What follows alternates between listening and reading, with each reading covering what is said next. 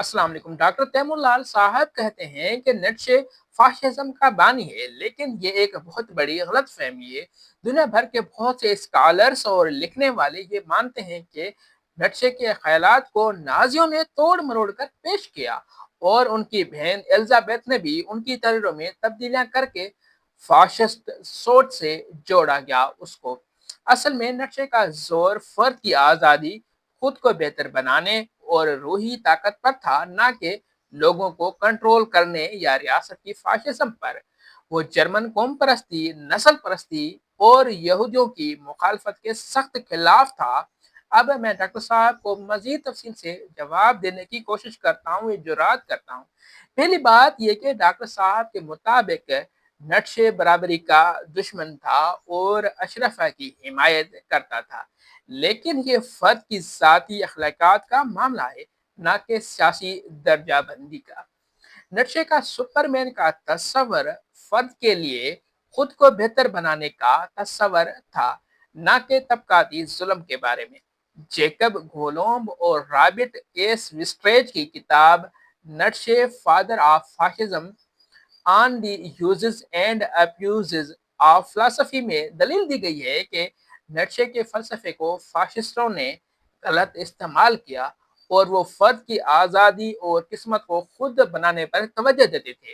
ये किताब कहती है कि नक्शे की तहरीरों में फाशिस्ट और यहूदी मुखालफ रुझानात को जांचा जाए और ये साबित करती है कि नाजियों ने उनको गलत इस्तेमाल किया। एक इक्तबास नशे के फलसफे का मरकजी ख्याल फर्द और उसकी आज़ादी थी कि वो अपना किरदार और किस्मत खुद बनाए। ये किताब ये भी कहती है कि नक्शे इक़्तिदार के बहरान का जवाब दे रहे, ना कि फाशिस्ट तहरीरों की हिमायत कर रहे थे। उसके अलावा वाल्टर काफमेन के मशहूर किताब नक्शे फिलोसोफर साइकोलॉजिस्ट एंटी क्राइस्ट में नक्शे को समाजी डार्विनिज्म और कौमी सोशलिज्म से अलग किया गया है। काफमेन दलील देते हैं कि नक्शे अपने जमाने के नस्ल परस्त यहूदी मुखालफों से नफरत करते थे और यहूदियों की रूही खूबियों को बेमिसाल कहते थे। ये किताब साबित करती है कि नक्शे जर्मन कौम परस्ती के खिलाफ थे। अब इस बात को मजीद समझने के लिए सोचें कि नक्शे का फलसफा कैसे काम करता है। वो कहते थे कि हर शख्स को अपनी जिंदगी में बेहतरी लानी चाहिए, जैसे कोई खिलाड़ी अपनी परफॉर्मेंस को बेहतर बनाता है। ये कोई सियासी पार्टी या हुकूमत की बात नहीं करते थे, बल्कि फर्द की जाती तरक्की की बात थी इसमें।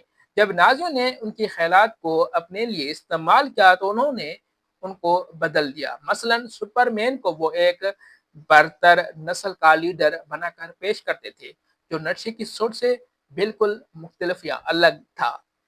स्कॉलर्स कहते हैं कि नक्शे की किताबें पढ़ने से ये पता चलता है कि वो लोगों को आज़ाद सोचने की तरगीब देते थे, न कि किसी एक लीडर की पैरवी करने की।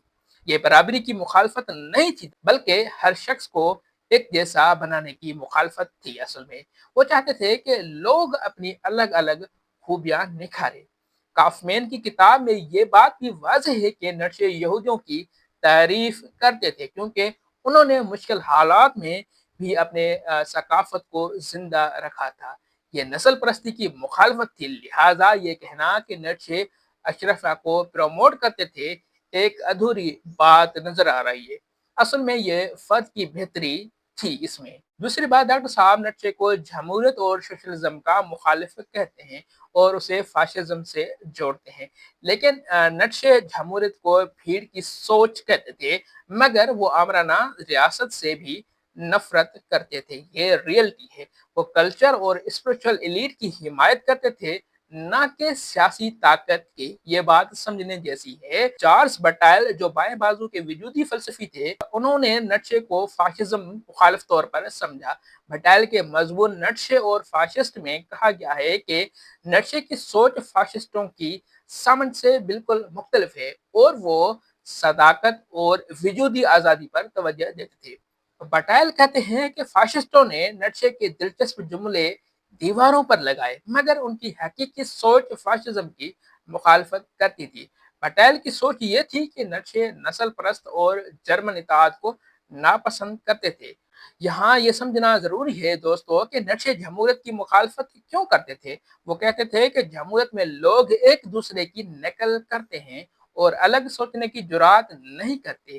یہ بھیڑ کی طرح چلنے والا نظام ہے اصل میں، لیکن اس کا مطلب یہ نہیں ہے کہ وہ کسی ڈکٹیٹر کی حمایت کرتے تھے، بلکہ وہ چاہتے تھے کہ لوگ اپنی ثقافت اور روح کو بلند کرے۔ پٹیل جیسے لوگ جو بائیں بازو کے تھے، نٹشے کو اپنے خیالات میں شامل کرتے تھے۔ فرانس میں جنگ کے وقت لوگ نٹشے کی کتابیں پڑھ کر فاشزم کے خلاف لڑتے تھے۔ یہ دکھاتی ہے کہ نٹشے کی سوچ کو فاشزم سے جوڑنا کتنا غلط بات ہے۔ وہ سیاسی طاقت سے زیادہ فرد کی اندرونی طاقت پر یقین رکھنے والا آدمی تھا، لہٰذا جمہوریت کی مخالفت کو فاشزم کی حمایت سمجھنا یہ ایک بہت بڑی غلطی نظر آ رہی ہے۔ تیسری بات، ڈاکٹر صاحب سلیوری اور ایکسپلائٹیشن کو نیٹشے کی سپورٹ کہتے تھے، مگر یہ میٹافوریکل ہے نہ کہ لٹرل۔ نیٹشے لائف کو ول ٹو پاور کہتے تھے، لیکن یہ اسپریچول پاور تھی نہ کہ بروٹ فورس۔ اصل میں نیٹشے کے فلسفے کو بائیں بازو سے جوڑا جا سکتا ہے نہ کہ فاشزم سے۔ نیٹشے کہتے تھے کہ کچھ لوگ کمزور ہونے کی وجہ سے دوسروں کو نیچا دکھاتے ہیں، لیکن یہ استعارہ تھا زندگی کی حقیقت کے لیے۔ وہ چاہتے تھے کہ لوگ طاقتور بنے، مگر اندر سے۔ یہ کسی کو غلام بنانے کی بات نہیں تھی، بلکہ خود کو ماسٹر بنانے کی تھی۔ چوتھی بات، ڈاکٹر صاحب عورتوں کے بارے میں نیٹشے کے خیالات کو پرانے زمانے کا کہتے ہیں، لیکن نیٹشے کی تحریریں اگر دیکھیں تو وہ 19ویں صدی کے صنفی کرداروں کو چیلنج کرتے تھے۔ اگرچہ پیچیدہ طریقے سے ہی نیٹشے کی سیاست کو سمجھنے سے پتہ چلتا ہے کہ وہ فاشزم نہیں چاہتے تھے، وہ ایک ایسی ریاست چاہتے تھے جہاں لوگ آزاد ہوں۔ یہ سب ثابت کرتے ہیں کہ نیٹشے کے فلسفے کو فاشزم سے جوڑنا غلط فہمی ہے۔ نیٹشے کی بہن نے ان کی غیر شرعی تحریروں کو طاقت کی خواہش کے نام سے جمع کیں اور انہیں نازیوں کو دی۔ جنگ کے بعد نیٹشے کو بائیں بازو اور دائیں بازو دونوں نے قبول کیا، مگر فاشسٹ لیبل کو مسترد کیا۔ اسی طرح سوویت روس میں بھی نیٹشے کو فاشسٹ بانی کہا گیا، مگر یہ سیاسی پروپیگنڈا تھا۔ اصل میں نیٹشے کے فلسفے میں طاقت کی خواہش کا مطلب خود پر قابو اور تخلیق ہے، نہ کہ دوسروں پر حکمرانی۔ یہ سمجھنے کی بات ہے۔ وہ کہتے تھے کہ if a God is a no more تو نئے اقتدار بناؤ جو فاشسٹ ٹوٹلزم کے اپوزٹ ہے۔ نازیوں نے نیٹشے کی کتابیں اپنی فوجوں کو دی، مگر یہ غلط استعمال تھا اس کا، نہ کہ حقیقی مطابقت۔